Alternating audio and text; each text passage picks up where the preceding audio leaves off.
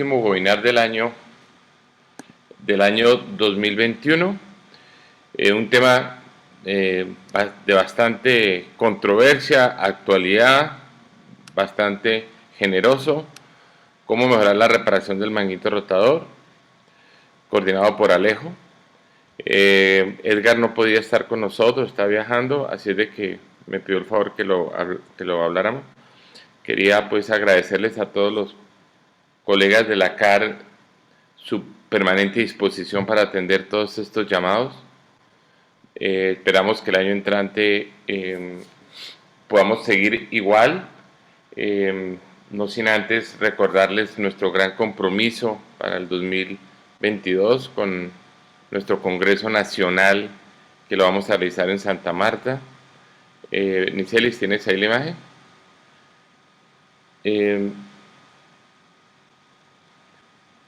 Es muy importante que con tiempo ustedes reserven el hotel. El hotel es maravilloso, se va a prestar para hacer todo lo que nosotros queremos hacer. Como ustedes aprecian, la sociedad francesa ya nos confirmó, vienen 6 franceses, igual tendremos algún par de invitados especiales para redondear nuestro congreso. Por último, agradecerle a Promet, como siempre, tan dispuesto para ayudarnos en todos estos eventos académicos. Y viene un video institucional de parte de ellos y después los dejamos con Alejo Mejía, que es nuestro coordinador. Entonces, adelante, Nicelis, con el video.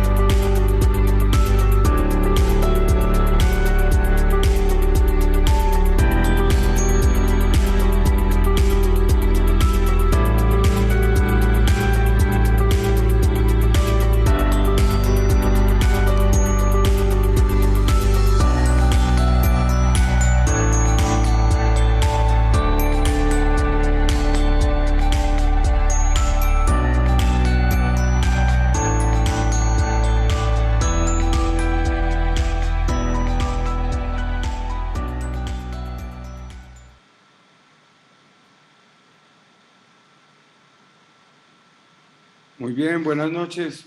Bienvenidos a nuestro último webinar del año. Vamos a tocar un tema que es cómo mejorar nuestra reparación del manguito rotador.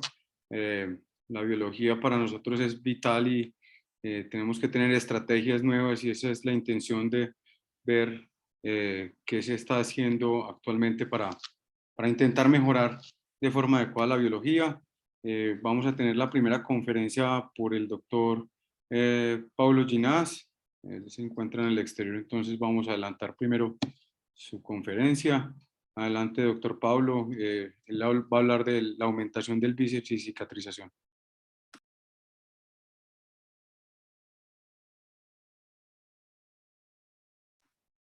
Le damos audio al doctor Ginás, que no tiene... Alejo, muchas gracias. ¿Se oye bien? Sí, ya se oye perfecto. Ok. Siguiendo los lineamientos de nuestro presidente por un minuto, que pidió que todas las conferencias fueran en inglés, pues tocó hacerla en inglés. Y yo quisiera hablar de algo que para nosotros es absolutamente clave y de lo que venimos hablando en los últimos 12 años, y es el bíceps utilizado como aumentación en el escenario de un manguito rotador que tiene riesgo de reruptura. Así que creo que el tópico más importante es hablar de las rerupturas en manguito rotador. Y nuestra realidad es que tenemos que medirnos y tenemos que saber qué es lo que está pasando con nuestros pacientes. En el año 2019 tomamos un grupo de pacientes, de 90 pacientes, y los medimos a un año de seguimiento por ultrasonido y logramos la cicatrización de ese grupo de pacientes en cerca del 74%. O sea que había un 26% de esos pacientes que se volvían a romper durante el primer año.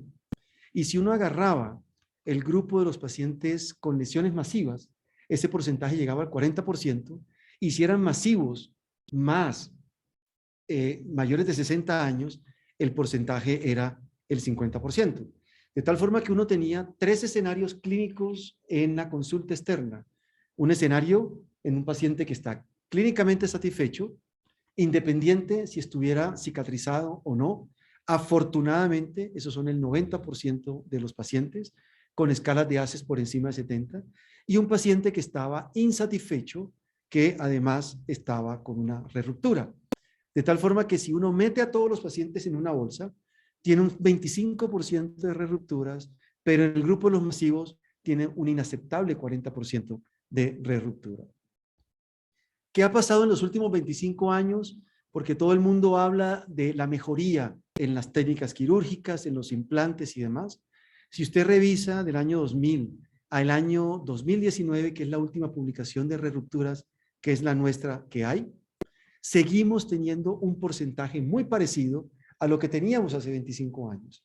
De tal forma que creo que la biomecánica ha sido desafortunada para la ortopedia y nos ha puesto a hablar de lo que no es importante. Creo que lo que es importante es la biología. De tal forma que uno tiene que tener varias opciones, y creo yo que el tendón del bíceps es una de estas opciones, entre muchas otras, no es la única, pero a mí me tocó defender en esta oportunidad esta opción. Y la voy a defender en 2 vías. El bíceps como una aumentación pura, o sea, una aumentación tipo parche online puesto encima, o la aumentación y reconstrucción parcial de la cápsula superior. Empecemos por el primer punto. En estos pacientes, cuando uno se enfrenta y uno tiene la posibilidad de suturar a estos pacientes de manera adecuada, pues un parche es aquella elemento que se pone encima, se sutura, de tal forma que hace un reforzamiento biológico de esa sutura. Es lo que sucede en este caso, por ejemplo, en un paciente con una lesión masiva del manguito rotador. Ya hemos puesto nuestro anclaje, hemos hecho la convergencia de margen a través de nuestro anclaje, y el tendón del bíceps, ¿por qué no utilizarlo e involucrarlo dentro de esta reparación, de tal forma que nos permita tener una posición como esta que vemos aquí, en donde el bíceps es utilizado como online? Miren este caso clínico, una lesión masiva. Seguramente le íbamos a hacer una reconstrucción capsular superior con bíceps. El bíceps está allí. Inmediatamente hacemos un desbridamiento, preparamos un hueso osteoporótico, por tanto queremos utilizar un anclaje en titanio. Este primer anclaje que pusimos cuando lo quisimos traccionar se salió por completo, pusimos nuevamente el mismo anclaje en una posición diferente y también se salió. Pusimos por tercera vez mayor inclinación tratando de aprovechar el hueso subcondral y parecería que funcionaba bastante bien, pero cuando estuvimos haciendo la transposición del tendón del bíceps para hacer nuestra reconstrucción capsular, el anclaje falló en el momento de la cirugía y este es el escenario que teníamos en ese momento. De tal forma que la opción terapéutica con este paciente era hacer una sutura parcial, side to side, 1 o 2 puntos, eso cierra prácticamente el 80% del orificio. Y si tenemos el tendón del bíceps allí, ¿por qué no ponerlo encima? Dándole tenocitos, dándole vascularidad, dando una función de parche y lo involucramos dentro de la sutura del manguito rotador. De tal forma que ponemos un segundo punto para que este tendón baje y se pueda adaptar a nuestra reparación que está debajo de manera parcial. Este es el resultado final de esta paciente y creo yo que el mensaje que dejo es que el bíceps no solamente como reconstrucción capsular superior, sino también como un parche encima de las suturas de alto riesgo. El segundo elemento es la aumentación del tendón del bíceps, pero ya como una reconstrucción parcial superior de la cápsula superior. Nosotros publicamos en el año 2010 nuestra primera serie en la revista colombiana de ortopedia, cuando nadie hablaba de esto, ya se conocía, pero nadie tenía experiencia ni se había popularizado tanto como ahorita. Este es un paciente típico de nuestra consulta con un subescapular relativamente dañado al que pudimos reparar. Y esta es la visión de este paciente en donde tenemos una lesión masiva con un tendón del bíceps, hacemos una transposición del bíceps hacia la parte más posterior, lo suturamos, hacemos primero la tenodesis y después hacemos una tenotomía tratando de favorecer que bajo la tensión que tiene el tendón per se podamos dar esta cuerda de violín que biomecánicamente es la que nos interesa dar para que el paciente tenga un efecto depresor de la cabeza humeral y pueda ayudar a la cicatrización y proteger la sutura que la harán ustedes de acuerdo a la configuración y personalidad de la lesión. Esta es una visión desde el lado intraarticular de cómo queda el tendón del bíceps puesto como reconstrucción capsular superior. Aquí ustedes pueden ver el tamaño y la presión que da y la tensión, perdón, que tiene este tendón del bíceps una vez hecho primero la tenodesis y después la tenotomía, y creemos que este efecto biomecánico es realmente importante. Así que tenemos un triple efecto: protector evitando la migración superior, estabilizador de la articulación glenohumeral y biológicamente tiene un efecto de aumentación, y esto está demostrado en la literatura. Lo que pasa es que no existe ahorita el tiempo para mostrar los estudios biomecánicos y clínicos. Lo que sí quiero compartir con ustedes es nuestra investigación en Fundación Valle de Lili. Tomamos una cohorte de pacientes de 106 pacientes, los dividimos en dos de manera aleatoria, 56 con tendón del bíceps y 56 sin tendón del bíceps. Medimos escala de ACES, escalas de dolor, elevación, rotación externa, abducción, rotación interna, y a todos estos pacientes les hacemos un ultrasonido a 1 año y a 2 años por un cirujano, perdón, por un radiólogo musculoesquelético entrenado que está ciego ante el paciente, y los resultados es que logramos la cicatrización en el 86% de los pacientes versus el 52%. Esto es estadísticamente significativo.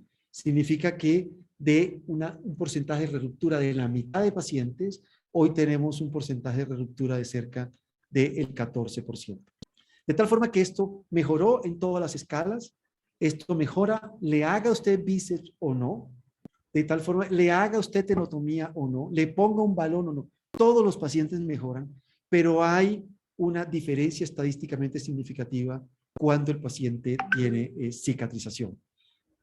Por consiguiente, mi pregunta es si, ¿por qué utilizar este tendón? Si es un autoinjerto, si es económico, si está vascularizado, si está inervado, si biomecánica y clínicamente funciona bien, si es barato, si es reproducible, si es artroscópico. Creo yo que la pregunta que nos debemos hacer es ¿por qué no utilizarlo de manera sistemática? Muchísimas gracias, Alejandro. Doctor Pablo, súper claro como siempre. Siempre es una ayuda tener el tendón del bíceps para una aumentación. Y como dice usted ahí, ya soporta en la literatura en lesiones reparables un aumento de cicatrización, y así como tiene usted su investigación, hay otros grupos reproduciéndolo y se vuelve súper interesante.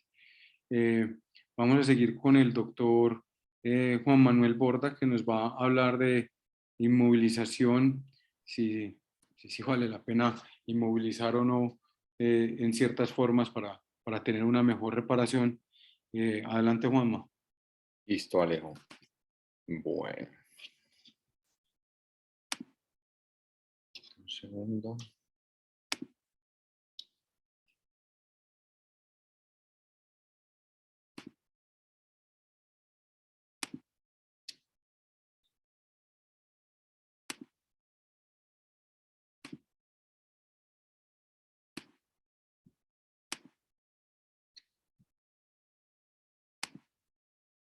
Estoy con un problema aquí para compartir la pantalla. Alejo, un segundo.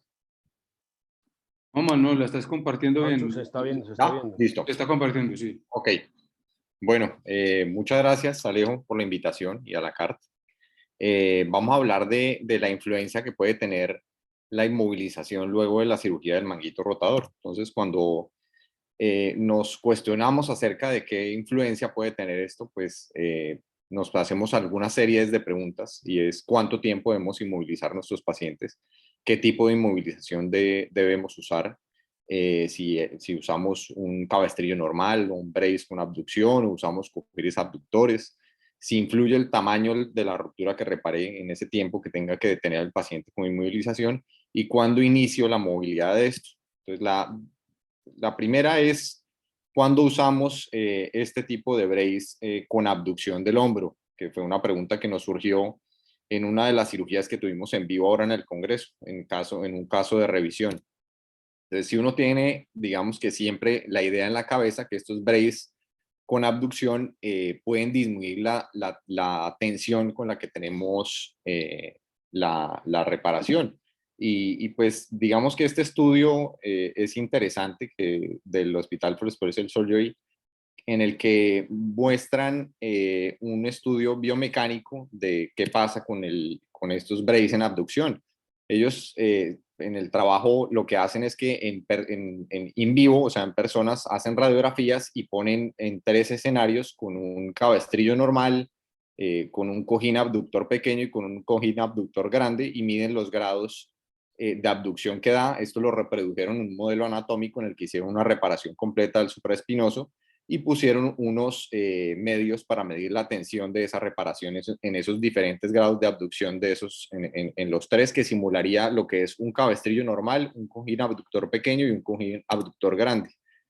Y los resultados, pues lo que muestran es que tiene un efecto en la baja de la tensión de la reparación, sobre todo cuando se usa un cojín abductor largo, y que es estadísticamente significativo, como vemos en esta par de gráficas. Entonces, esto nos confirma un poco pues esta teoría.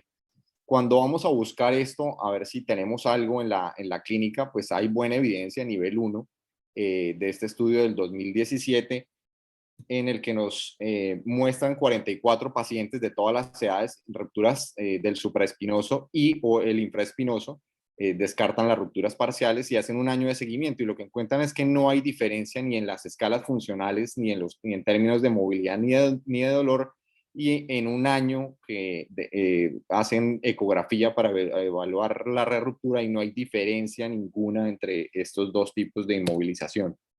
Este estudio también es interesante, también de nivel tipo 1, en el que comparan estos dos formas de inmovilizar los pacientes, en abducción o sin abducción, y hacen un estudio vascular con Doppler. Es lo interesante. Sí se ve en los pacientes que hay un mejor flujo en los pacientes posoperatorios que inmovilizan con abducción en las primeras 6 semanas, pero clínicamente no hay diferencia ni en dolor, ni en las escalas funcionales, ni en la tasa de reruptura medida por ecografía posoperatoria en el seguimiento que hacen. Y en este estudio lo interesante es que también incluyen lesiones masivas.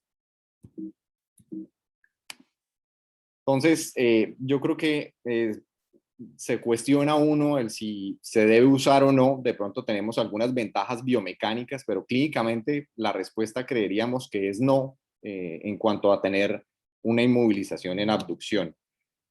Cuando yo busco más literatura acerca de esto, me doy cuenta es que existe ya la discusión es si inmovilizar el paciente o no, y hay muy buena evidencia de nivel tipo 1 en varios estudios, por ejemplo que nos muestran un estudio de 80 pacientes con rupturas completas del supraespinoso, que son menores a 3 centímetros, y evalúan 2 grupos de pacientes con inmovilización o sin inmovilización, o sea que ponen al paciente a movilidad temprana, inmediata después de la cirugía, y lo que se dan cuenta es que no hay diferencias en términos de ruptura a los 6 meses, y sí que los resultados funcionales tempranos son mejores en los pacientes que no se inmovilizan. Estos pacientes empiezan a mover más rápido y tienen unas escalas funcionales superiores en los primeros meses.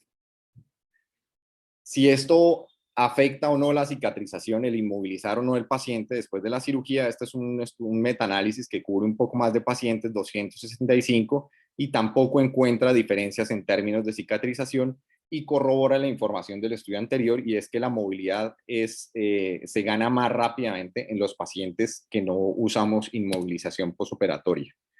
Este es otro estudio también, evidencia tipo 1, en el que muestran 120 pacientes aleatorizados en 2 grupos de rupturas también completas, descartan rupturas parciales. Y lo interesante de este también es que comparan también el tiempo de inmovilización. Usan 2 grupos, uno con cabestrillo durante 3 semanas, con un cabestrillo normal, y el otro con un brace con abducción durante 6 semanas, y también encuentran que no hay diferencia. Entonces vamos como viendo que probablemente el brace en abducción no tiene mucho soporte clínico, solo biomecánico. Yo creo que el vacío está cuando uno busca literatura acerca de las rupturas masivas y de revisión. Hay poca evidencia en realidad. Hay series de casos como la del doctor Burhan, la del doctor Laderman, el doctor Romeo, que muestran sus series de casos de rupturas masivas o de revisiones de lesiones del manguito rotador, y en ellos sí, ellos mencionan dentro de su protocolo de rehabilitación inmovilizaciones prolongadas, incluso usando cojines con abducción hasta por 6 semanas, pero pues como les digo, estos son solo series de casos, y la evidencia anterior que les muestro, que incluso llega al nivel de evidencia tipo 1, muestra que la inmovilización puede llegar incluso a retardar los resultados y no hay diferencias en la cicatrización. Para llevar a casa, así, pues encontramos que no hay diferencia clínica en los pacientes que se inmovilizan en abducción, como les había mencionado. Simplemente hay unas ventajas biomecánicas que sí son pues, comprobables en estudios biomecánicos. Uno podría pensar de pronto en estos pacientes que uno hace una reparación de una lesión muy grande y que tiene mucha atención en la reparación, considerar el uso del cojín, pero solo tienes este soporte biomecánico más no clínico. La inmovilización, la evidencia muestra que la inmovilización puede no ser necesaria luego de una reparación de una lesión del manguito rotador mediana o pequeña. Se puede incluso iniciar movilidad de forma temprana sin afectar los resultados clínicos ni deteriorar los resultados en términos de cicatrización. La movilidad, por el contrario, la movilidad precoz se ve relacionada con mejores resultados o escalas funcionales al corto plazo, y pues esto se traduce en que lo que queremos es que nuestros pacientes estén mejor, más rápido. Y la otra cosa, o el vacío, pues es que sí hay algo de déficit de evidencia para saber qué hacer en los pacientes que tienen ya lesiones grandes o en casos de revisión. Entonces, básicamente, esa es la información que tenía para compartir con ustedes. Muchas gracias. Juan Manuel, gracias.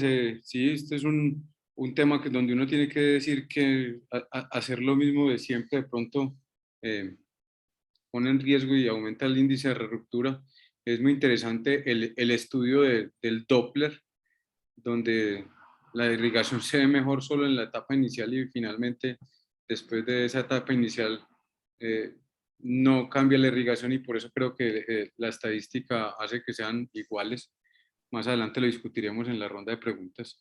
Ahora vamos a seguir con el doctor Santiago Ordóñez, que nos va a hablar del uso de doxiciclina, que en algunos grupos del mundo y personas líderes del tipo de cirugía que hacemos nosotros, se utiliza de rutina para mejorar cicatrización y entonces saber qué puede decir Santiago sobre el tema. Santi, adelante. Bueno, muy buenas noches, Alejo, muchas gracias por la invitación y a la CAR. Tema un poquito ciencias básicas, vamos a revisar un poco de ciencias básicas para entender un poquito qué rol pudiera llegar a tener la doxiciclina mejorando esta cicatrización. Bien sabemos pues que la etiología de la rotura del manguito rotador y de la misma tendinopatía pues no es un fenómeno, es un fenómeno multifactorial, no es solo mecánico, hay múltiples cambios biomecánicos subyacentes favoreciendo un espectro pues dentro del tendón, lo que llamaríamos de la degeneración intrínseca pues del tendón. La evidencia reciente sugiere que la composición de la matriz celular, vascular y extracelular del borde tendinoso desgarrado, así como su metabolismo y su viabilidad están alterados y probablemente la imposibilidad, pues la alteración de todos los mecanismos de reparación son los que favorezcan pues la presentación de estas. ¿Por qué nos fallan las reparaciones?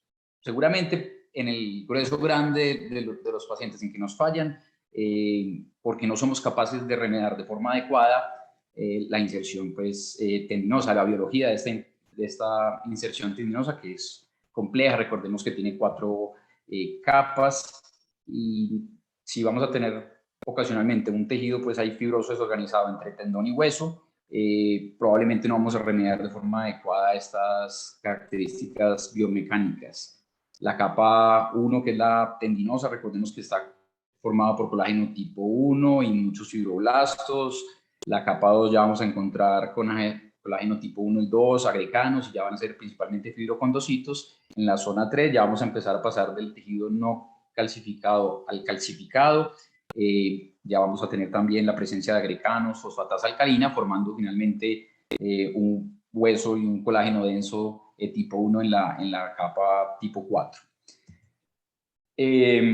Hacemos esfuerzos, como decía el doctor Ginás, basamos nuestros esfuerzos en la mecánica, mejores anclas, puntos que nos favorezcan de pronto, pues disminuir la posibilidad de desgarros, constructos en doble fila que favorezcan la mecánica y olvidamos la parte pues, de la biología. Hay que hablar de pues, conocer las metaloproteasas, una familia de 24 endopeptidasas, dependientes del zinc, se activan tras la proteólisis de una proforma activa.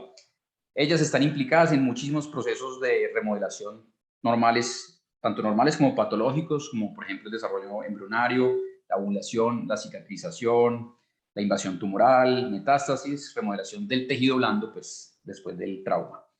La actividad de metaloproteasas está controlada o modulada por unos inhibidores naturales endógenos, que se llaman las TIMs. Aquí están las principales familias nombradas pues, por las sustancias que degradan. La composición de la matriz extracelular depende de un balance entre la formación de tejido y la degradación.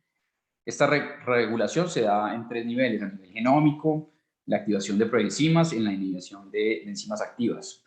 Cuando hay una disrupción de este equilibrio, o se van a favorecer procesos de mayor fibrosis o procesos de más procesos degradativos.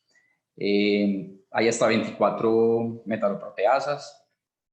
Como vemos, esto es un balance entre esas metaloproteasas y sus inhibidores endógenos. Hay otras familias como la ADAMS, que es otras proenzimas que probablemente tengan que ver con la regulación de colágeno, también la matriz celular, activando procesos de neovascularización.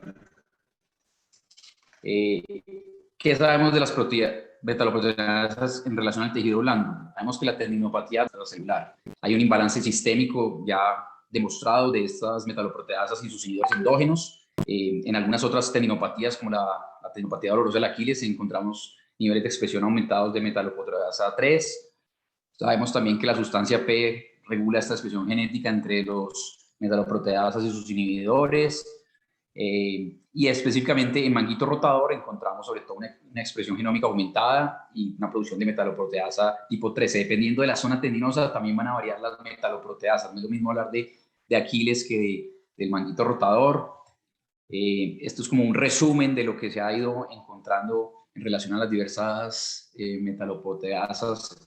En las más comunes, las tendinopatías del Aquiles, las rupturas del Aquiles y las del manguito rotador. Las tetraciclinas son pues un grupo de antibióticos que van a inhibir la acción, van a inhibir la acción de estas metaloproteasas por una función que es dosis dependiente, pero es independiente de la dosis antibiótica a la cual las utilizamos. De estas, pues la doxiciclina es la molécula más estudiada. Y básicamente este autor fue como que el primero que empezó a encontrar alguna evidencia desde el punto de vista animal que había dicho que administrando doxiciclina oral a las ratas a las que le habían hecho una sección del tendón de Aquiles, encontraba que había una alteración dentro de ese proceso pues, de cicatrización. Entonces llamó la atención de la comunidad de que probablemente pudiera alterar todo este proceso.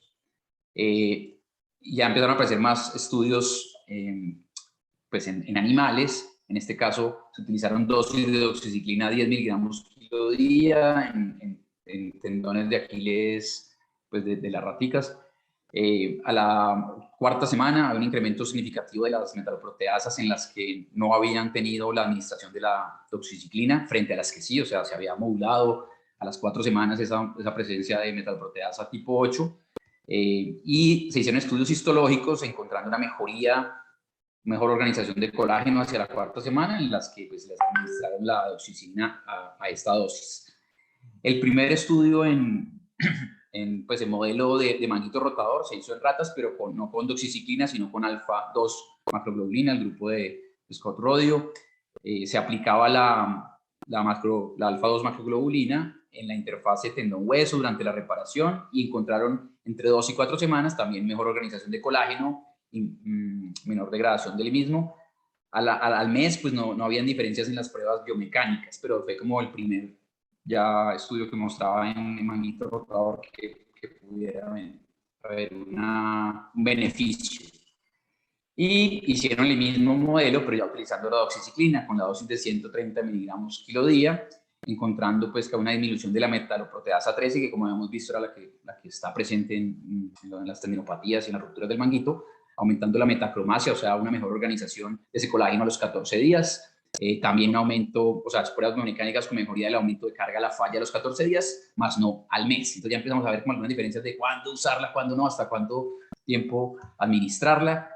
Cuando va uno y revisa el ISACOS, una revisión reciente, nos muestran que en total tenemos 6 estudios en animales que muestran alguna mejoría de la organización del colágeno, con algunas diferencias en las dosis, varían de esos 10 miligramos kilo día a 130 miligramos kilo días.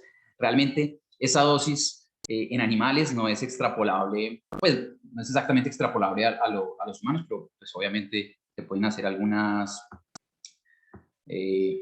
apreciaciones, pero realmente desde el punto de vista clínico, el único estudio que encontré en relación al uso de la doxiciclina fue de los colegas, este estudio de unos colegas mexicanos en el cual evaluaron una cohorte de 20 pacientes a 10, o sea, 10 pacientes con el uso de doxiciclina 100 miligramos kilo día por un mes y a los otros simplemente la reparación. Hicieron una reparación doble filas, incluyeron pacientes con PATES 2 que encontraron que al año hicieron mediciones del constant núclea y la flexión anterógrada. Tanto el constant como el núclea fueron muy similares. Hubo una ligera mejoría en la flexión anterógrada en libras en los que utilizaron la doxiciclina, pero no hicieron ningún estudio pues radiológico para mirar cicatrización y ningún estudio patológico pues para ver tampoco cicatrización. Como vemos, es una evidencia pues, tipo 4, es una muestra muy pequeña.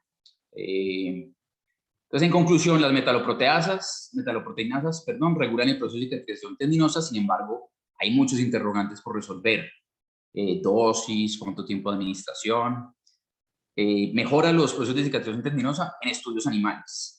Sin embargo, como les digo, hay mucha dificultad obteniendo la adecuada dosis y la administración de estos inhibidores en los diferentes modelos. Y por lo pronto, los estudios animales no pueden todavía ser extrapolados en humanos.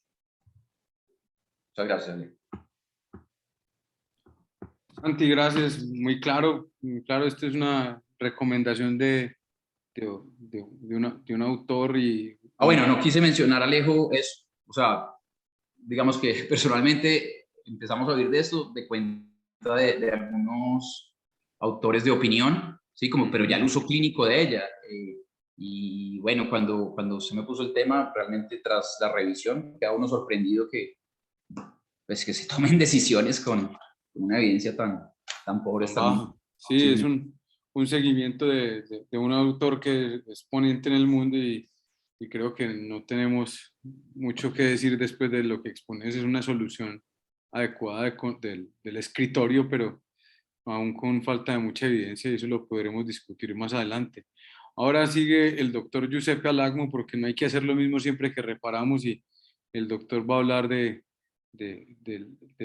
Crimson Duvet como coadyuvante de la reparación. Doctor Giuseppe, adelante. Gracias, Alejo. Y gracias a la CART por la presentación. Yo voy a hacer una presentación muy corta hablando sobre un poquitico de la preparación de la huella. No tengo ningún conflicto de interés para esta charla y generalmente lo que hacemos cuando preparamos la huella usualmente es quitamos el tejido blando y gente con una fresa hacemos una preparación, y ese ha sido como el Crimson Duvet que hemos hecho siempre. Y la pregunta que yo me hacía, o que nos hemos hecho, es si eso será suficiente, y les traigo como algo de actualización sobre qué se está haciendo ahora nuevo en este sistema. El primer artículo que les traigo es esta revisión sistemática de literatura en el 2019, publicado en el Journal of Shoulder Nerve Surgery, que hará la comparación de la preparación estándar que estamos haciendo nosotros ahora versus hacer estimulación de la médula ósea. Y aquí vamos nuevamente a lo que veníamos o hemos venido dando durante todo el webinar que nos dijo Pablo de la importancia de la biología, que nos repitió Juancho Borda cuando habló de los estudios que hacemos de ultrasonido para ver el aporte sanguíneo en la huella, y lo que nos decía ahora Santiago de la importancia de buscar intervenciones que mejoren esa parte biológica. Y lo que asumimos es que si de pronto estimulamos el contenido de la médula espinal, de la médula ósea, que tiene tantas células y factores que nos pueden ayudar, pues esto nos puede mejorar la civilización. La evidencia no es muy grande. Este estudio tiene un corte a diciembre de 2017, es un estudio en todas las bases de datos, y de todas estas bases de datos posibles, imagínense, solamente 4 estudios lograron entrar al análisis. De esos 4 estudios, 2 son estudios aleatorizados, con experimentos aleatorizados, y otros 2 son estudios de cohortes retrospectivos que involucran tan solo a 365 pacientes. La evidencia está, pero todavía el cuerpo de evidencia es escaso. Estos son los 4 estudios que hay, y eso es lo que hace es un poquito difícil la interpretación, y es que los métodos para hacer esa estimulación del hueso pues son muy distintos. Milano, por ejemplo, utiliza una punta para microfracturas que tiene esas medidas de 5 milímetros de profundidad, 1.5 de ancho y 4 separados.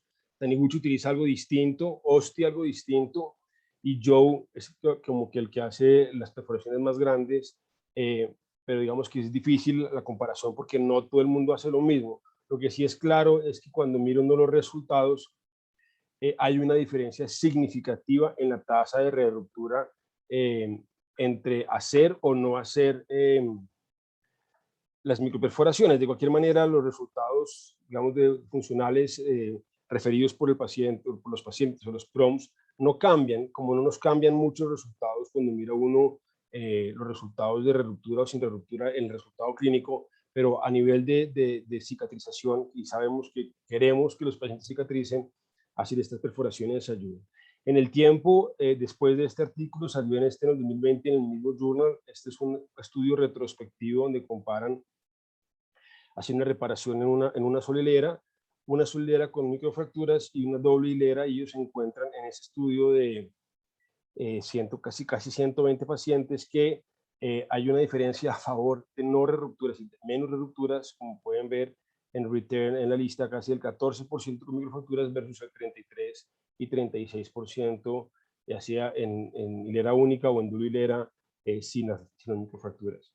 Y el último estudio que les quiero traer es de este año, en el Journal de Isacus, que es un estudio aleatorizado del grupo de Ángel Calvo en España, y ellos aleatorizan 71 pacientes, ya sea hacerse unas microfracturas con un aparato que tienen especial para hacer esos huecos, y es triple ciego porque si bien el cirujano sabe qué huecos hace, el paciente no sabe qué le hicieron, y el que evalúa al paciente y las imágenes tampoco.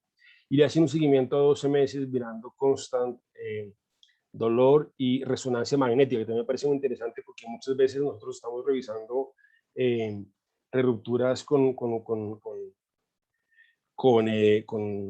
ultrasonido, que si bien en manos expertas, pues es igual de eficiente, uno no siempre sabe quiénes son las manos expertas que hacen esos estudios.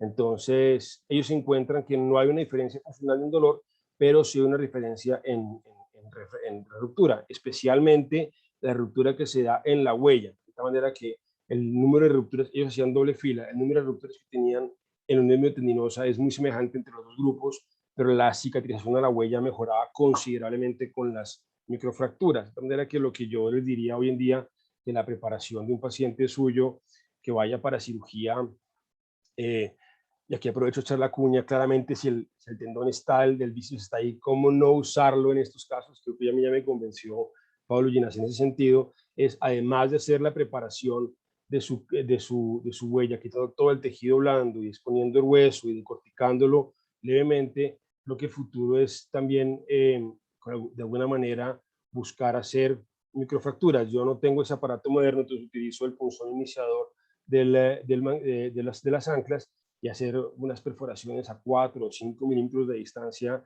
de unos 3 o 4 milímetros de profundidad, puede ser suficiente para hacer esa estimulación, y ojalá utilizar anclas que sean de alma hueca para que tengan estimulación y uno pueda tener reparaciones completas de manera satisfactoria. Alejo, esa era mi charla por hoy, les agradezco mucho, muchas gracias. Giuseppe, gracias. Esto es como una medida pequeña, puede cambiar la cicatrización y ser significativa. Ahora vamos a continuar con el doctor Pinzón, que nos va a hablar de aumentaciones del manguito rotador. Doctor Pinzón, adelante. Buenas noches y gracias por la invitación a la CART para hablar de este tema, que es un tema tremendamente controvertido, pero muy, muy de moda hoy en día, sobre la indicación y cuándo hacer aumentación en cirugía de manguito rotador.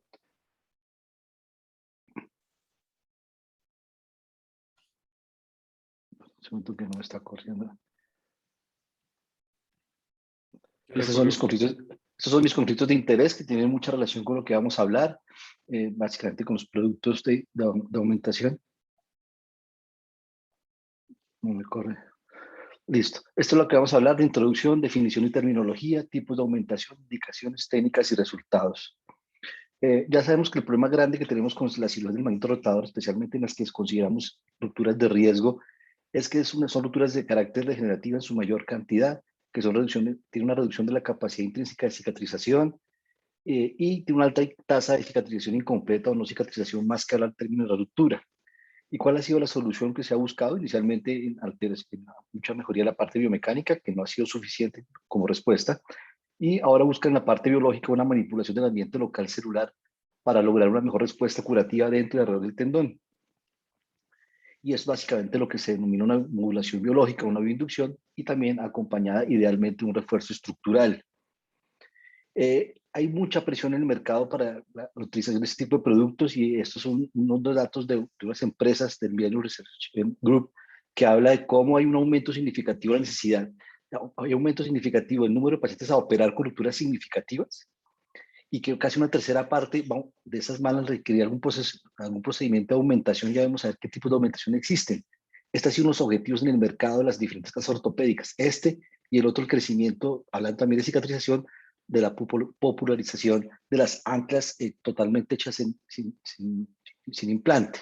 Y también hay un aumento muy importante en la publicación, algunas con poca evidencia, otras con mejor evidencia, pero nada que sea realmente de carácter de grado A de recomendación o niveles 1 de significancia en la publicación sobre factores biológicos en el ámbito rotador y otra serie de productos, siempre buscando lo que se llama qué es lo que sea lo más importante y lo que sea la respuesta a esa pregunta que no hemos podido tener y a ese resultado que queremos tener, que es bajar los índices de ruptura por debajo por lo menos de un 15 o un 20%. Sin embargo, aún no hemos llegado a eso. Y sin embargo, hay muchas alternativas terapéuticas que nos ponen en el mercado y que nos llenan muchas veces nos acosan sobre células, moléculas bioactivas, productos, scaffolds, injertos y una serie de situaciones, y uno a veces no sabe qué es lo que tiene que hacer. Y uno tiene que empezar primero por tener muy claro de qué estamos hablando. Y sabemos que utilizamos muchos productos con indicaciones que están realmente hechas, el producto para el mercado, que son las indicaciones on-label, y mucho de lo que estamos haciendo son indicaciones que están por fuera de la etiqueta del producto, y eso es algo que es importante tener en cuenta. Es decir, que estamos tratando de crear la evidencia a partir de algo trabajando directamente sobre el paciente. Y lo otro es que cuando estamos hablando de aumentación, estamos hablando especialmente de parches, de muchos artículos que tienen muy mala evidencia y que tienen resultados muy regulares con una postura on-lay versus otra cosa que es el ponerlo aparentemente en puenteo o de manera intercalar, porque se ha demostrado que poner parches directamente sobre un tejido de manguito rotador que ha sido reparado, es decir, cuando no está expuesta a la huella, tiene efectos nocivos sobre ese tejido, y en vez de inducir un crecimiento celular ordenado, puede producir una disrupción de la matriz celular, infiltración de células de carácter inmunológico, tipo reacciones a cuerpo estallo, más que células fibroblásticas y colágeno tipo 1 organizado. Entonces también es importante tener en cuenta cuando usted lee sobre lo que está leyendo, qué tipo de implante se le puso, cómo se puso esa postura. Y para eso es importante revisar muy buena literatura, y literatura reciente de muy buena calidad. Está, por ejemplo, el doctor Peter Chambers, que fue formado en el Rush en Chicago y trabaja ahora con el doctor Tashan en Salt Lake City, que trabajó muchísimo sobre implantes, sobre PRP y todo lo que tiene que ver con biológicos. Esta otra del doctor Roman sobre todo lo que son biológicos, incluyendo parches. Esto solamente tiene, y sobre todo las revisiones sistemáticas, que aunque no tienen muy buena evidencia en términos de lo que está revisando, por lo menos da una serie de luces. Nos permite hacer una serie de definiciones que es importante tener en cuenta. ¿Y qué es una aumentación en general? Las mecánicas hay varios tipos de aumentación, las que se llaman de carácter mecánico, estructurales, en la que existe una verdadera aumentación, que es un manguito reparado o una brecha menor de 1 centímetro, le ponemos un autoinjerto local, en este caso, por ejemplo, la transposición del bíceps, o a los injertos de dermis celular. Esta es una verdadera aumentación, y es el término que uno deberíamos usar normalmente cuando hablamos aumentación. Existe el puenteo o injerto intercalar, que es cuando ya hacemos una reparación y no tenemos un cierre completo del defecto, y el defecto es mayor a 1 centímetro.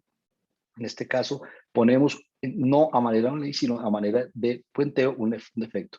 Existen los interposicionales, que ya no se están utilizando mucho, que es poner entre la huella del manguito rotador y el manguito rotador algún tipo de parche o inductor, que eso no se está utilizando. Está la reconstrucción capsular superior, que es la clásica, que es cuando no hay tejido para reparar, que estamos puenteando desde la glenoides hasta la cabeza umbral en diferentes sistemas de fijación y cerrando los intervalos anterior y posterior.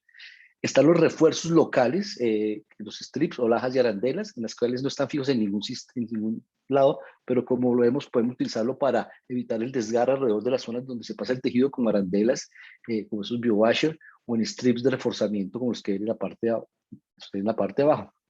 Están las aumentaciones bioinductivas, es decir, las que aportamos biología, más no tienen resistencia mecánica, y pueden estar basadas en células.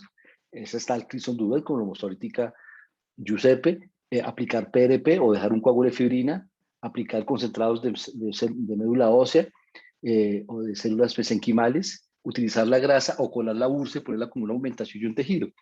Y están las basadas en tejidos, que son los andamiajes bioinductivos halogénicos, de diferentes tipos, diferentes calidades, que son un reforzamiento, más no son un cubrimiento del defecto, es decir, no tienen características biomecánicas suficientes para hacer un verdadero aumentación. Y está las de tejido amniótico, por las que hasta está la investigación, hay muy poca experiencia al respecto.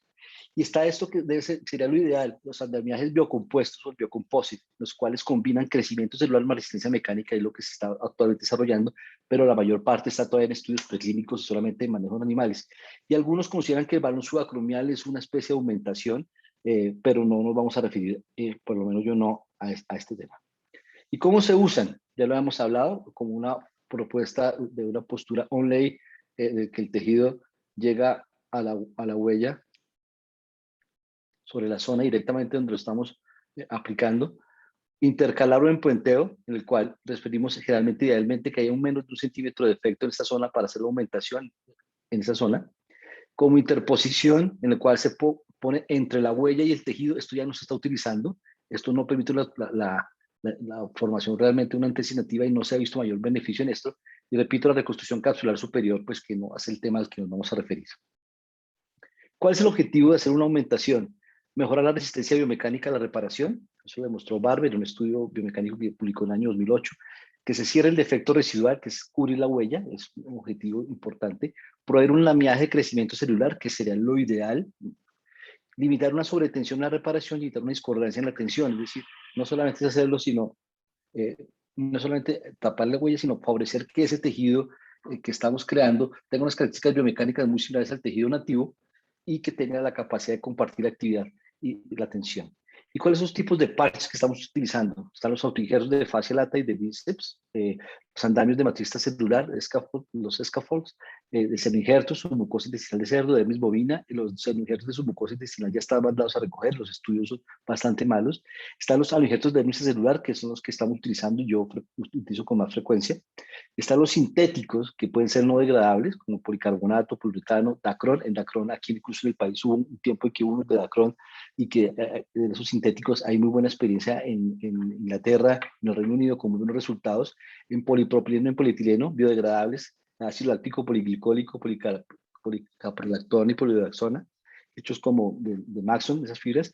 Las nanofibras que están utilizando actualmente de manera experimental en los Estados Unidos, en la Universidad en Columbia University, y están los mixtos o biosintéticos que están también en proceso de formación. Y existen muchos tipos de injertos que están y de parches que están en el mercado, muchos de esos ya recogidos, otros que todavía están utilizando, pero lo ideal de un parche es que tenga una demanda fisiológica similar al tejido nativo, que tenga similares propiedades biomecánicas para compartir adecuadamente la carga, que promueva una cicatrización mediada por células del huésped, imitando la organización ultraestructural del tendón nativo, de tal forma que permita un crecimiento de todo tipo de células de crecimiento y procicatriciales, fibroblastos, condrocitos y osteoblastos, que tenga una osteointegración, es decir, que nos reponga esa en tesis que tanto trabajo nos cuesta en la reparación del manguito rotador, e idealmente, y que ya se están consiguiendo, que sean en el tiempo biodegradables. Y existen muchos en el mercado. Yo tengo experiencia con uno que es el Surederm y con el actualmente que estamos utilizando que se llama el Dermacell, enmayado o sin enmayar para hacer las reparaciones de aumentación. ¿Y cómo funciona básicamente? Comparte carga, reduce el estrés a través del sitio del defecto, reduce el estrés en el sitio de reparación. Por lo tanto, le da unas propiedades adecuadas de fuerza y rigidez del material, se las transmite a ese tejido y da una función adecuada al tendón del hueso bajo tensión, que también puede ser muy variable, evitando ese efecto de botonera y estabilizando ese efecto de cizallamiento superior que puede tener la ruptura del manguito rotador, que induce o dispara la artropatía. Y también un andamiaje de soporte biológico, adhesión celular, síntesis de nueva matriz y posible nueva formación de tejido, y posiblemente en algunos estudios hay que ha reversado o ha detenido la conversión grasa de muchos de los pacientes que han sido sometidos a estos procedimientos. ¿Cuáles son las indicaciones hoy en día? Para mí las principales son la cirugía de revisión, especialmente la cirugía de revisión en rupturas tipo 2 de doble fila, en las que ya no hay tendón, entonces tenemos que hacer un puenteo. Rupturas masivas crónicas que sean reparables, que tengan rupturas de riesgo, y eso es importante que tengamos y aprendamos a establecer el riesgo de qué es ruptura irreparable y qué estructuras son reparables pero que tienen riesgo de falla, como son las que tengan retracciones mayores de 2 centímetros, longitud anteroposterior de 3 centímetros, que sean crónicas, postraumáticas o tengan más de 6 meses de evolución, que tenga una infiltración grasa significativa, una atrofia grasa, una atrofia también importante. Y ojo que también se está utilizando mucho hoy en día y está indicada como no técnica de reparación, sino simplemente una técnica, como decimos, de aumentación en cirugía primaria de rupturas parciales, especialmente como lo está mostrando acá esta infográfica de artroscopia de este año, que básicamente es una propaganda de un producto, pero que es muy cierto en la manera en que se debe utilizar las propiedades.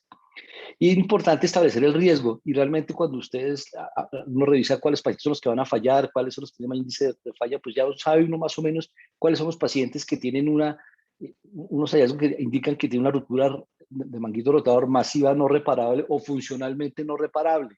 Pero hay otros pacientes que tienen rupturas que no tienen esas características, pero que tienen también riesgo, y son pacientes en algunas diferentes escalas. Primero, a mano izquierda del año 2017, que fue tal vez la primera que se publicó, las que la edad por encima de los 60 años de edad, otros consideran 65 años de edad, el tamaño de una lesión, especialmente por encima de los 2.5 centímetros, en otras por encima de los 3 centímetros, y la presencia de degeneración grasa del supraespinoso como factor de riesgo. Y en otros estudios, este más reciente, en 2019, ambos estudios coreanos, la edad por encima de los 90 años, la retracción mayor a 2 centímetros, la infiltración infraespinosa especialmente, y una densidad ósea menor de 2.5 como factores de riesgo para que no vaya a fallar el procedimiento quirúrgico. Entonces, cuando uno tiene esos factores de riesgo, ¿cómo decidir qué hacer con esos pacientes a los que uno quiere hacerle una aumentación? Entonces, primero partimos de un paciente que tenga una ruptura, que tenga una indicación quirúrgica, que sea anatómica y funcionalmente reparable. Si no lo es, pues es un paciente que tiene un borde medializado, mala calidad del tejido, pues requerirá una reconstrucción capsular superior, una transferencia, una artroplastia reversa. Eso ya depende de su clasificación biomecánica del paciente. Si sí tiene esas características y es un defecto largo retraído y es reparable y no tiene factor de riesgo, perfecto, haga su reparación como usted la quiera hacer. Una fila, doble fila, cualquiera de esas configuraciones biomecánicas que existen. Pero si tiene esos factores de riesgo que hemos enumerado, probablemente sí requiere una aumentación y vale la pena hacer. Pero hay pacientes que no llega el tejido al borde, son reparaciones parciales tipo 1 o tipo 2, en las que existe menos de un defecto residual. Uno puede hacer un uso indicado, es decir, on label, de acuerdo al producto, como una reparación o aumentación intercalar o puente. Y el otro está, si es mayor de 1 centímetro del defecto, pero que no es un defecto que deja completamente expuesto, llamémoslo así, la cabeza humeral, en la cual uno podría hacer un uso off-label de este tipo del implante y hacerlo también de manera intercalar o a manera de puente, pero fíjese que en ningún momento estamos hablando de hacerlo a tipo on-lay sobre el manguito rotador reparado. ¿Cómo hacerlo? A grandes rasgos, generalmente lo que yo utilizo son reparaciones en doble fila o triple fila, muchas veces, para hacer este tipo de reparaciones, utilizando las hebras que van sobre el borde medial del tendón, sin utilizar y ponerlo sobre el borde de la unión tendinosa para evitar una ruptura tipo 2 de la doble fila.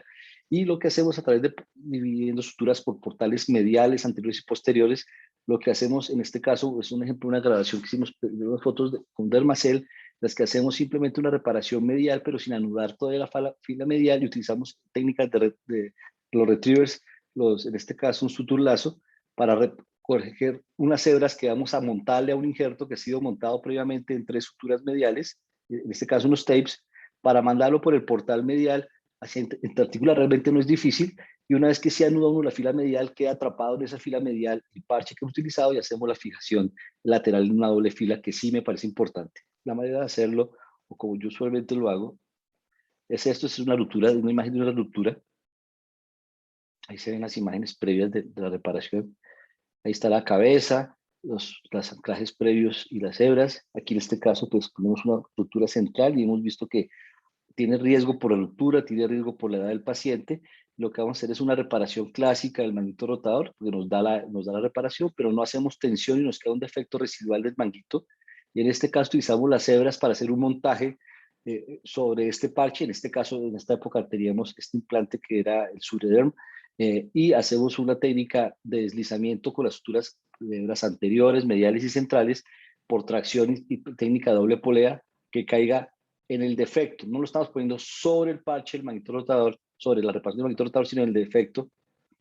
Y después sí, con las hebras que hemos utilizado la fila medial, hacemos la fila y la reparación hacia la fila lateral del manguito. Realmente es una técnica para mí sencilla, hacer la reparación, obteniendo este resultado solamente en la esquina, en el borde del defecto residual del manguito en este paciente.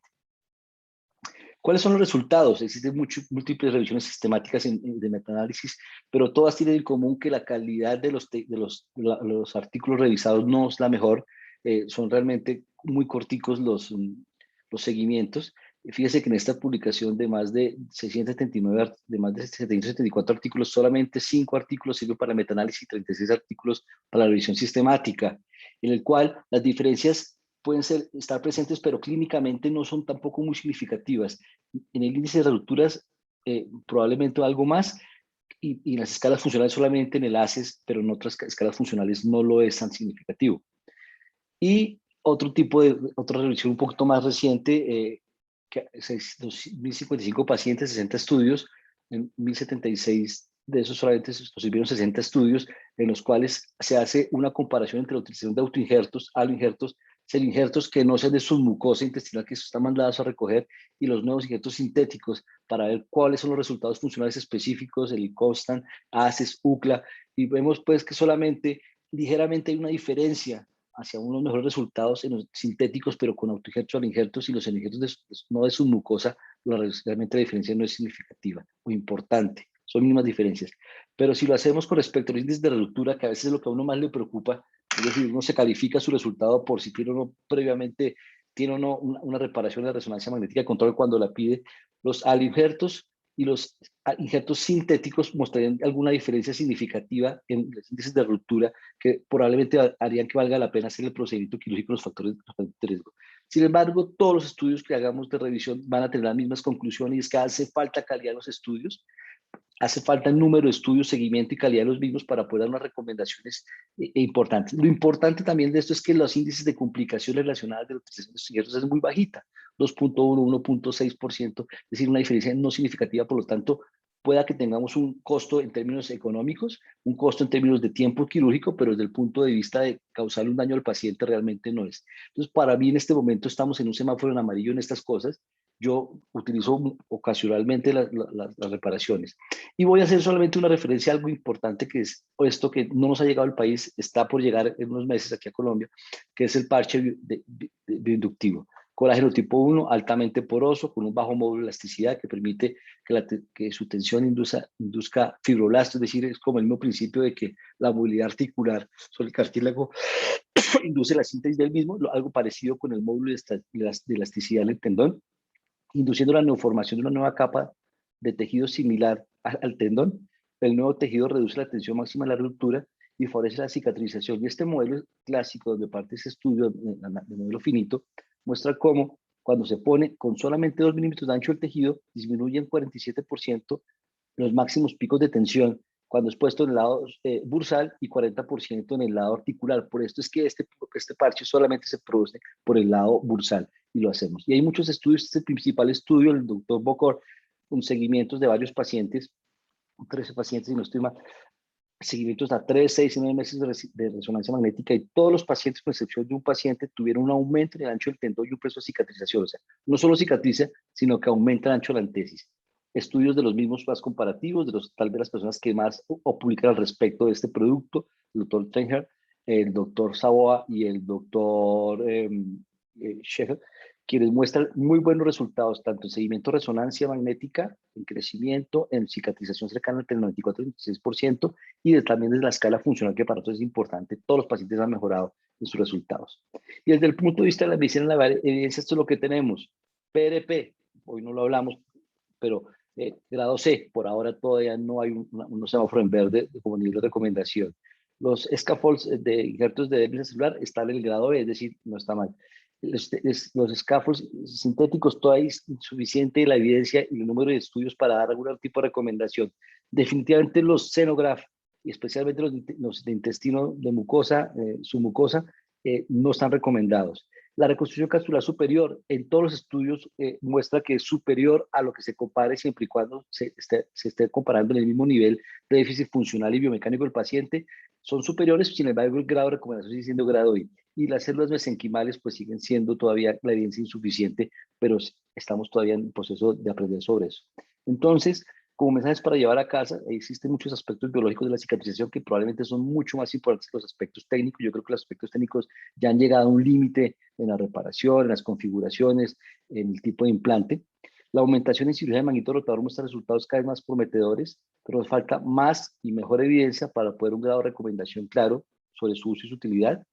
Las indicaciones del uso de las diferentes terapias biológicas, incluyendo el uso de parches sintéticos, es muy amplia y no claramente establecida, pero es importante tener en cuenta la terminología y qué es lo que uno va a hacer y qué es lo que uno busca en el paciente. Importante identificar y cuantificar el riesgo de no cicatrización para poder de esta manera actuar de una cirugía primaria y no volvernos la utilización para un proceso de revisión y estar revisando frecuentemente pacientes que hubiéramos podido haber mejorado desde el principio. Sin embargo, es importante hacer un balance entre el costo y el beneficio para un criterio para su uso. Y todavía no hay un estudio que nos diga que definitivamente vale la pena utilizarlos, pero creo que eso es cuestión de tiempo. Muchas gracias. Doctor Pinzón, mil gracias. Vamos a entrar a una ronda de preguntas. Me parecería interesante preguntarle al panel cuando nos enfrentamos a un paciente de estos que sabemos que tienen un riesgo alto de ruptura, como son los pacientes con mayores de 65, ruptura posterior superior, así sea reparable con un PATE 2. ¿Qué medidas toman para diferentes a la mecánica? Porque es que en la mecánica creo que va a estar, es lo que más hemos estudiado, como se ha dicho durante el webinar, para evitar una reruptura y mejorar los resultados en su práctica diaria, porque es que después del webinar uno termina diciendo que la evidencia no es suficiente en la mayoría de las cosas que estamos pensando. Entonces, Juanma, ¿cómo lo asumís vos? Pues Alejo, en un paciente así mayor y con una ruptura grande, pues yo usualmente lo que direcciono es una muy buena preparación de la huella. Creo que confío en los resultados que tenemos en la literatura y creo que de pronto es lo más contundente al respecto. Entonces, hacer microfracturas en la huella y dejar una huella con el tejido sangrante y retirar los remanentes de tejido blando, creo que puede ser la alternativa más biológica, más efectiva y que mejor evidencia puede tener. Giuseppe. Y Alejo, a mí la verdad, el paciente de 65, 70 años, ese tremendo me preocupa porque la verdad la evidencia sugiere que aún si yo lo reparo y falla, el resultado va a ser bueno. Mi preocupación real es el paciente joven con la lesión masiva, PATE 2, 3, con 70% de la huella descubierta, con el tendón ahí medial a la glena. Y esa es la pregunta que uno se hace, ¿cómo hago para, además de la parte mecánica, de la parte biológica? Y hoy en día, pues yo concuerdo con Juan, creo que hago las perforaciones y el bíceps, creo que al principio yo no creía mucho en utilizarlo. Creo que hoy en día, si está disponible, es un salvavidas gigantesco de poder uno incorporar a su reparación. Creo que es una medida fácil, barata, porque no tiene un costo adicional y que puede, por la evidencia que nos muestra, mejorar un poco el chance de esa cicatrización. Santi. Una cosa adicional ahí, de acuerdo con lo que dice Giuseppe acerca del bíceps, pero pues también con mucha frecuencia en pacientes mayores encuentra uno que ya no hay bíceps, ¿sí? Con rupturas grandes. Entonces, en pacientes jóvenes es muy buena alternativa y la uso cuando hay lesiones grandes, pero en pacientes mayores sí, a veces se encuentra uno, lamentablemente, que ya el paciente tiene una ruptura crónica de la porción larga del bíceps, entonces no cuenta uno con esa herramienta. Santi, vos.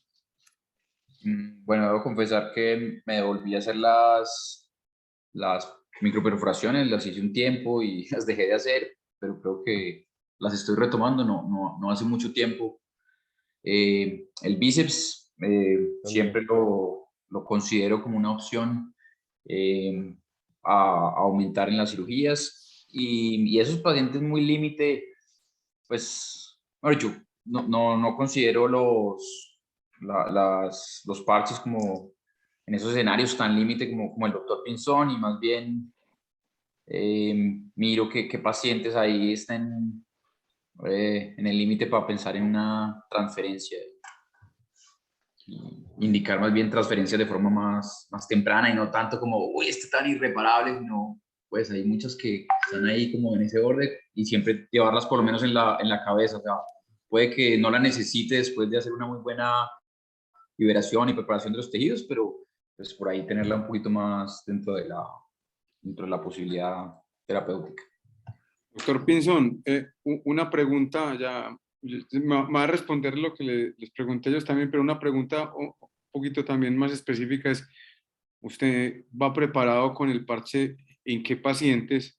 Y cuando uno empieza a ver esto y ve los resultados de los estudios de Colán a 10 y 20 años con unos buenos resultados en reparaciones en masivas que son reparables, uno empieza a decir, ¿a quién se lo voy a poner si 20 años es mucho tiempo? Con un resultado bueno. Empiezo por la primera pregunta. Yo creo que hay que dividir el riesgo y hay que dividir el tipo de paciente.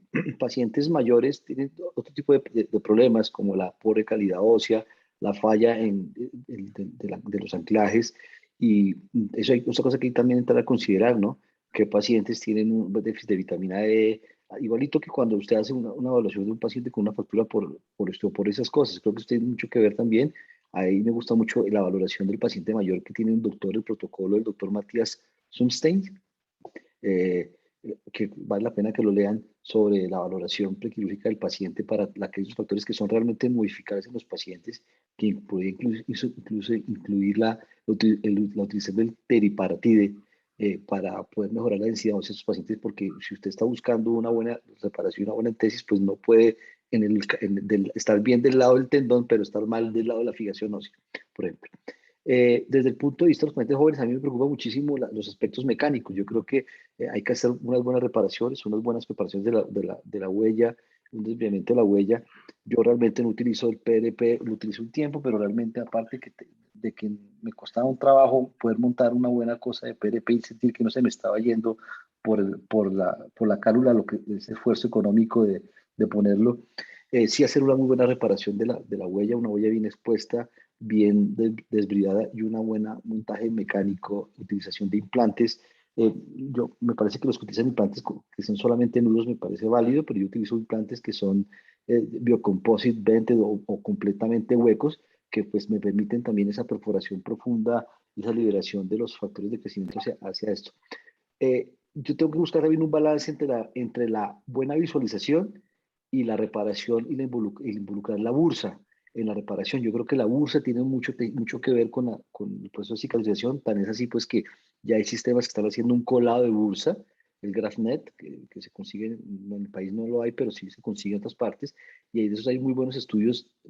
Repito, falta la evidencia de hacerlos, del doctor Mazoca, que le parece que esa es la mejor de todas las fuentes de células pluripotenciales, células guía y células mesenquimales. Entonces creo que esas son cosas que son importantes, balancear ambas cosas. La segunda pregunta era si yo entro con... Ustedes saben que yo llevo utilizando parches, haciendo reparaciones y aumentación y reconstrucción capsular desde el año 2013-2014, después de que tuve la oportunidad de conocer personalmente al doctor... el doctor Mijata. Mijata, sí, Mijata, una presentación que nos hizo alguna vez y me parecía interesante hacerlo. Obviamente yo no puedo andar pensando en el paciente, sacarles todos el parche de la fascia lata en ese momento, pero sí conseguimos algo que era un parche acá y lo teníamos lo que se llama en stock.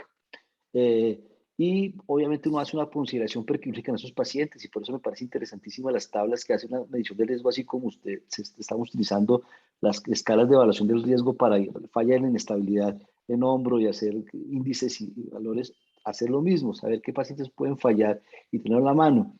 Yo realmente me cuesta muchas veces el trabajo, a pesar de que se vaya a perder, considerar que un paciente tenga una ruptura que yo siento que mecánicamente la puedo reparar y que puede ser igualmente funcionalmente inestable, sabiendo que los pacientes puedo yo hacerles algún grado de aumentación o reparaciones parciales que finalmente también funcionan, igual, seguramente no igual a una reparación completa, pero yo sí considero que eso es una cosa que uno debería tener activamente como las anclas en el bolsillo, hacer reparaciones, hacer aumentaciones y le repito, me muero de ganas de que llegue el parche bioinductor para ponerlo, porque creo que los resultados son prometedores y creo que vale la pena. Yo prefiero hacerlo desde el principio y no hacer una revisión, o que por no revisar nos vayamos a cosas más extremas como las reconstrucciones capsulares superiores, las transferencias tendinosas y esas cosas. Entonces yo creo que sí vale la pena, en mi concepto, tener presente siempre la posibilidad de una aumentación. Giuseppe. Alejo, yo creo que, digamos que el escenario en el que yo hago aumentación es el escenario de revisión. Creo que si uno tiene un paciente que ya se operó de un manguito rotador y que uno sabe que la persona que lo hizo es una persona competente, entrar a hacer otra vez exactamente lo mismo me parece que es un desperdicio del tiempo. Que si no le voy a ofrecer nada más al paciente, pues no tiene sentido hacer otra vez lo mismo. Entonces, en ese escenario, creo que es donde más utilidad tiene uno entrar pensando de una que yo voy a reparar el tendón y le voy a hacer una aumentación. Y nosotros a veces discutimos mucho el tema de cómo mejorar. Hoy hablamos mucho sobre la biología, que si tenemos el bici, que si hacemos perforaciones, que si inmovilizamos. Hay una cantidad de factores que uno se le olvidan que son del paciente. El paciente tiene dislipidemia o no. ¿Quién de ustedes le pregunta al paciente si es dislipidémico y lo toma como consideración? Es un factor de riesgo conocido para la reparación. No sabemos si hay algún, si el tomar hipolipemiantes le cambie ese factor. No tenemos ni idea. No sabemos qué intervención puede hacer que ese factor de riesgo cambie. Si el paciente fuma o no fuma, eso es una pregunta válida. ¿Será que si yo tengo un paciente con tabaquismo debería de pronto no operarlo? Porque yo sé que ese paciente va a fallar, o igual lo opero, pero le explico que deje de fumar y cuánto tiempo tiene que dejar de fumar para que el riesgo se equipare a un paciente no fumador, 10 años como el cáncer de pulmón. Entonces hay una cantidad de factores que a veces no toman en cuenta diabéticos, que uno no sabe qué tanto puedo intervenir o no intervenir en ese escenario que es más allá de solamente el acto quirúrgico, que es importante. Hay factores asociados que a veces pasamos por alto. Alejo, ¿me permites una pregunta a todos? Claro, sí. Yo veo que todo se ha basado, o sea, la mayoría de las cosas en la huella y poco en el tendón. Entonces quería preguntarle a ustedes, pues porque realmente el problema no está en el hueso, sino está en el tendón. ¿Sí? Que si hacen gestos, por ejemplo, todos esos tendones, los bordes son completamente avasculares cuando usted los corta. ¿Qué gestos hacen ahí en el borde? ¿Qué gestos en la literatura están descritos, por ejemplo, para mejorar perfusión, para disminuir distrofia? Todo ese tipo de cosas que pueden ayudar. Yo el único gesto que hago sobre el tendón es que yo remodelo ese borde avascular. Lo libero bien porque necesito una reparación sin tensión. Ahorita tenía una pregunta que había hecho el doctor Afanador sobre la importancia en la tensión de la reparación.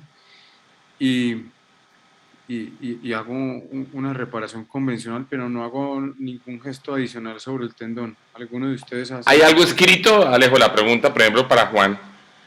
¿Hay algo escrito para Santiago? Por ejemplo, poner algo encima. No estoy hablando de lo que hizo Pocho. Estoy hablando de algo que mejore la cicatrización. O también lo otro que alguna vez le escuché a Pocho, el tema de los AINES. El uso de los AINES, que eso pareciera como muy fino. Sí, hasta hace poquito. Dele, Juan.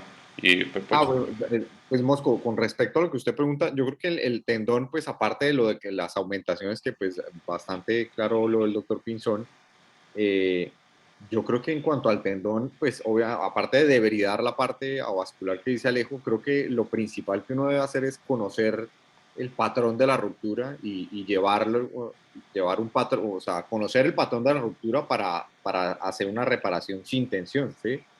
Entonces, saber si uno necesita hacer primeras suturas lado a lado y después sí llevar el tendón a la huella, no en forma primaria que puede quedar con más tensión si uno no reconoce bien el patrón de la huella. Entonces, creo que el patrón de la ruptura, creo que eso es clave ahí. Pocho iba a decir algo de los AINES. No, dos cosas. Yo creo que yo nunca he visto, y claramente cuando uno tiene un tendón, un borde de tendón, yo lo debería es para verlo regular, para poder hacer una buena medida de la mordida de mi pinza anterograda que yo utilizo y saber que no paso de los 16 milímetros o no me paso más allá del borde miotendinoso para no favorecer un desgarro, pero no estoy pretendiendo al desbridarlo que la parte que me quede sea sangrante, porque usted nunca ve un borde No, sangrante, Nunca, nunca. nunca. usted nunca pone una radiofrecuencia contra el tendón, para nada, ¿cierto? Pero eso en primera instancia. Lo segundo es que hasta hace poquito, estoy hablando de hace este año tal vez, yo no utilizaba para nada los antiinflamatorios no esteroideos porque a mí, personalmente, una vez el doctor Burjar, hablando sobre recuperación, dolor, esas cosas, me dijo, no utilizo antiinflamatorios para el manejo de eso, además porque los gringos no utilizan los antiinflamatorios como analgésicos, como si lo hacemos nosotros. Nosotros utilizamos el antiinflamatorio como analgésico, pero hay publicaciones relativamente recientes que dicen que no tiene ningún efecto negativo sobre eso, lo cual sí se ha mantenido respecto a algo que dijo Giuseppe, que es muy cierto, que es el ser fumador. El ser fumador, pasivo o activo, sí tiene un efecto importante. Y, aparentemente, usted debería suspender de 3 a 6 meses antes del procedimiento quirúrgico y mantenerlo hasta las 24 semanas que se supone que se hace la anestesis para eso. De resto no tenemos nada más. Yo la remodelación no la hago buscando un lecho sangrante porque es imposible tenerlo, pero sí para quitar toda esa generación en el borde que tengo y tener unas fibras tendinosas que me hagan un mejor contacto. Eso es lo que hago yo. Pues tiene toda la razón, doctor Pinzón, no se consigue un borde sangrante nunca. Yo tengo ahora varios, porque mucha gente está ahora intentando dejar la bursa y yo pienso, puedo estar equivocado, pero pienso que gran parte del dolor del paciente manguito es por la bursa. Creo que no limpiarla bien puede ser un factor de dolor persistente. Entonces yo soy, además de que me gusta ver para poder hacer una reparación, soy agresivo en la limpieza de la bursa. Y no sé si eso es un error. Creo que no hay evidencia que sustente lo uno o lo otro. Hay gente sacando ahí células, pero nadie dice que si uno deja más o menos bursa, cicatriza más o menos. Es una pregunta que yo me sigo haciendo. Yo no incluyo la bursa. ¿Alguno de ustedes incluye bursa en la reparación? En las reparaciones posteriores sí. Cuando hago los pasos de la parte de atrás a posterior, sí me meto la bursa en la reparación porque no me afecta la visualización por el tipo de portal que yo utilizo para hacer la reparación, desde donde estoy viendo. Pero realmente a mí también me parece a veces que cuando uno se dedica a quitar la bursa, eso le quita tiempo y sangre, y me parece también importante evitar las infiltraciones en el paciente. Quitar bursa quita tiempo. Lo que es bursa y lo que es infiltración de tejidos, eso es... O sea, eso es necesario en una ruptura masiva en la cual uno tiene que quitar los bursas láderes para hacer una liberación, pero para una reparación pequeña en la que usted está viendo todo, quitarse bursa es poner a sangrar algo que en este momento usted está bien, entonces no necesita irse para allá medial ¿a qué? Pues sí, de acuerdo. Giuseppe, ¿sabes qué hago yo con el Crimson Duvet y las microperforaciones? Yo por lo general utilizo un anclaje que es totalmente hueco y ya tengo estimulación, pero cojo el yelco más grande que tenga, que por lo general es 14, y por ahí me cabe un pin de 1 milímetro. Entonces lo utilizo como guía y perforo 3 o 4 milímetros y hago la misma. Ese es el tema que hace difícil establecer porque, digamos, la evidencia es clara que hacer las nanofracturas ayudan. Eso es evidente, mucho, la evidencia está, ¿sí? Y los números no son muy altos y a pesar de que son, el estudio que les mostré tenía 360 pacientes, eso son muy poquitos pacientes.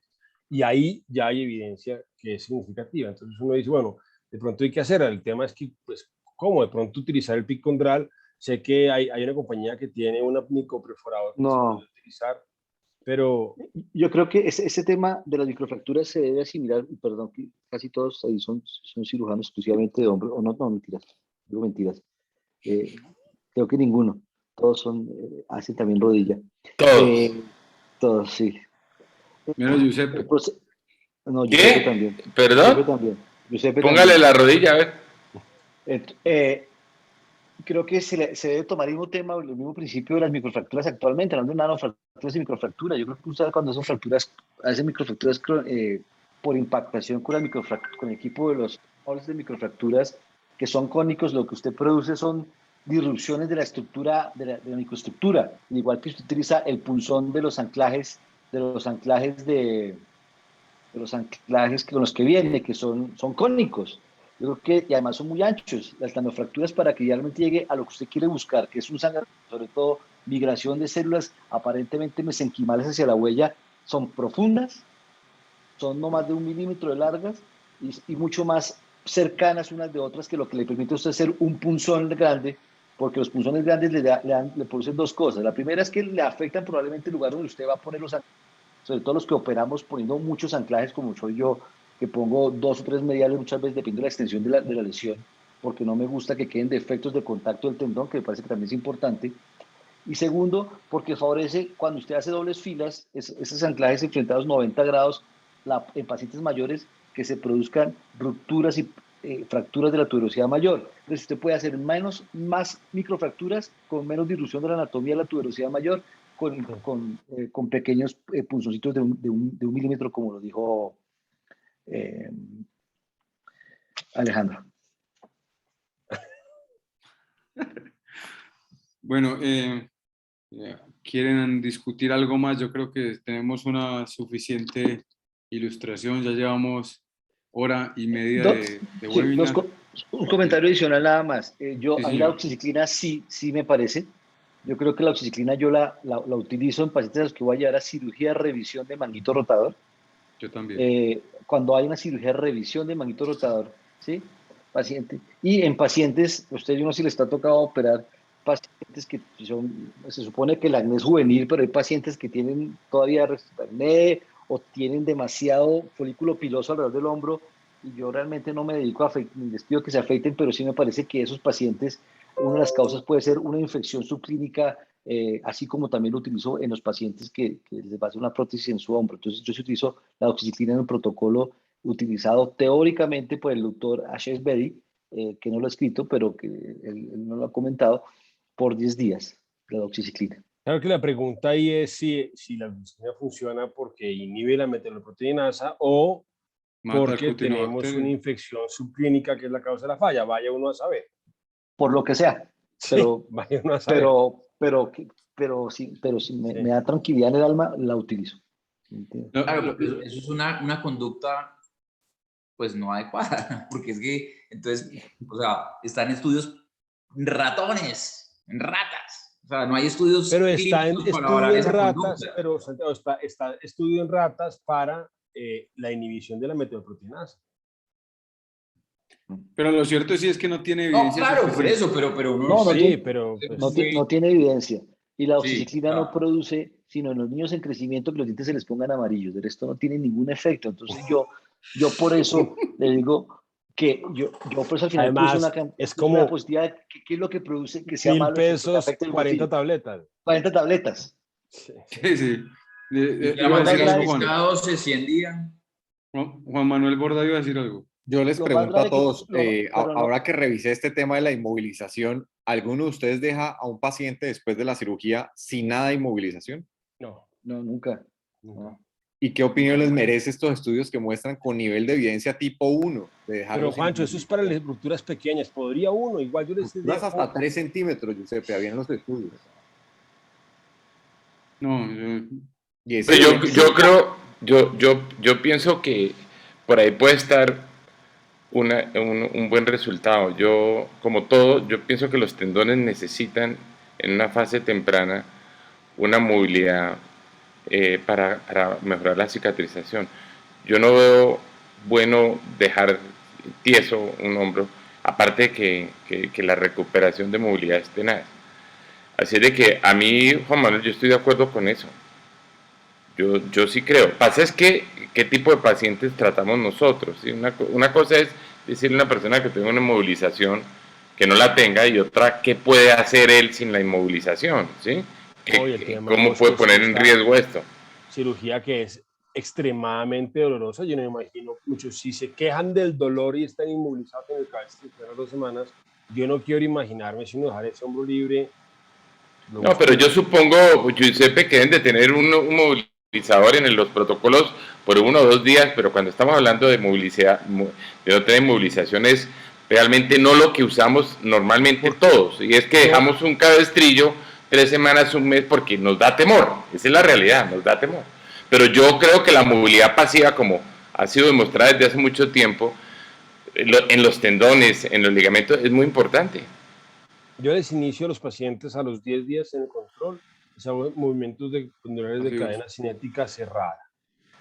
¿sí? Que hagan movilidad pasiva moviendo pacientes pendulares de cadena cerrada desde el 10º día postoperatorio. Pero de ahí a allá es que además es muy difícil porque dígale a un paciente nuestro que haga movilidad pasiva. Es que eso es muy complicado. No, pues Es diferente. ¿sí? Pero es que a mí lo que me llama la atención de estos estudios es que es movilidad activa precoz. Sí. O sea, Pero esto cuando usted es, revisa, muchos tienen mayor riesgo de ruptura. pues estadísticamente significativo, no había nada en las ecografías en los seguimientos y son estudios aleatorizados. Y alguno utiliza el cojín de abducción. Sí, y tampoco hay diferencia. No, de los que estamos Ok. operando. No, yo nunca lo uso. A veces Movilidad activa, Juan, en supino, acostados. Rupturas grandes, sí. Los estudios Rupturas- hablan de movilidad Revisión. a tolerancia del dolor. están más Movilidad cómodos activa. con el avión. A mí me parece que el avión es un poco mal tolerado y yo lo utilizo en rupturas masivas, porque es una ventaja mecánica teórica, porque finalmente ningún estudio ha mostrado que esté mejor. En los primeros 8 días parece que la vascularización en el borde de la unión está mejor, pero al mes ya son iguales.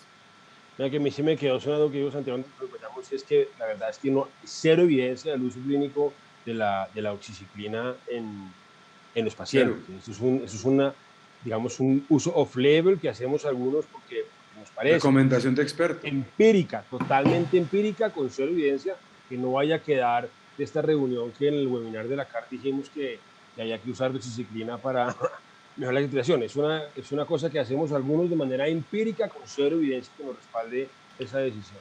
De hecho, la mayoría de lo que hay de aumentación nos falta evidencia suficiente, incluso a un tema que teníamos, pero no se pudo llevar, que es el uso del balón en reparación. También le falta evidencia al balón como uso en protección de la reparación.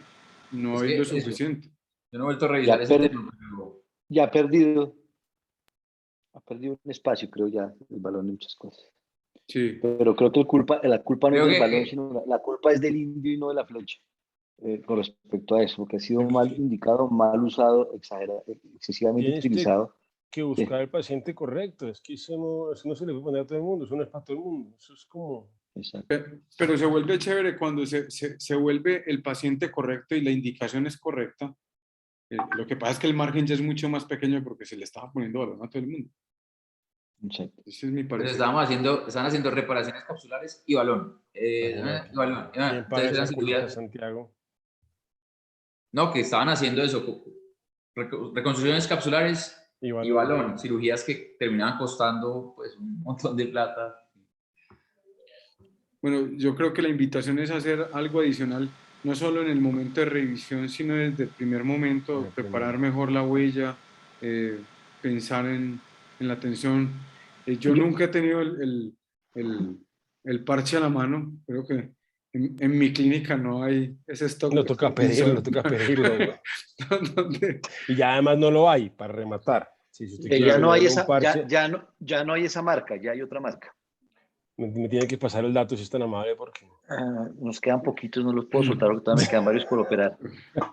Pero ahí les mostré el nombre, Entonces, pero pronto, yo creo que ya pronto va a haber una cosa parecida, o probablemente ya el Artroflex va a estar en Colombia, para el que lo quiera utilizar. Sí, eso me dijeron. Exactamente.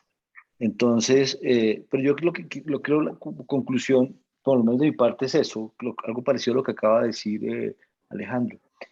Perdóname que volvamos a algo de la rodilla. Fíjese que ahorita en la rodilla en cirugía primaria estamos tratando de identificar los factores de riesgo para falla del ligamento cruzado anterior y estamos haciendo cosas diferentes a lo que se hace además, porque si queremos mejorar, tenemos que cambiar. Ya nos vimos que las configuraciones mejoran algunas cosas en los pacientes con cierto tipo de rupturas, pero creo que la determinación del factor de riesgo, no solamente quedémonos en la determinación de cuáles son irreparables, sino cuáles son de las reparables que son de riesgo para falla y hacer algo más en ese tipo de pacientes. Bueno. Sí, señor. Yo creo que damos por concluido el webinar. Tuvimos, va a ser el último del año, diciembre, mala fecha, pero tuvimos alrededor de 40 y estamos terminando 32 personas. Creo que es un buen público. Muchas gracias por acompañarnos. Recuerden nuestro Congreso Nacional de ACARD en junio en Santa Marta. Todos están invitados.